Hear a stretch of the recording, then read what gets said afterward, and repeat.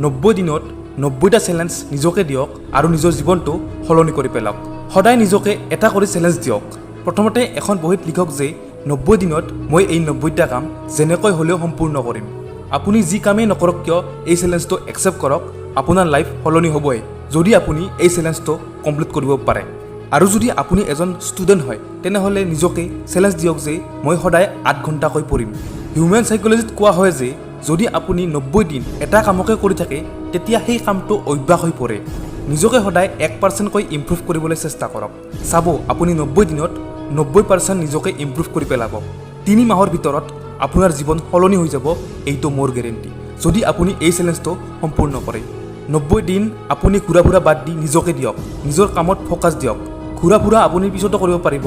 আগতে নিজকে সাকসেসফুল বনাই লওক যদি আপুনি জীৱনত সফল হ'ব নোৱাৰে না তেতিয়া আপুনি এই সমাজত ৰেসপেক্ট নাপাব এইটো কথা মনত ৰাখিব আপুনি 90 দিনৰ এই চ্যালেঞ্জটো একচেপ্ট কৰক আৰু 90 দিন পিছত আহি এই ভিডিঅ'টোত কমেন্ট কৰক যে আপুনি ইমপ্ৰুভ হৈছে নে হোৱা নাই আৰু ভিডিঅ'টোৰ শেষত এটা অনুৰোধ জনাইছো ভিডিঅ'টো লাইক আৰু চেনেলটো সাবস্ক্ৰাইব কৰি দিব আকৌ লগ পাম এটা নতুন ভিডিঅ'ত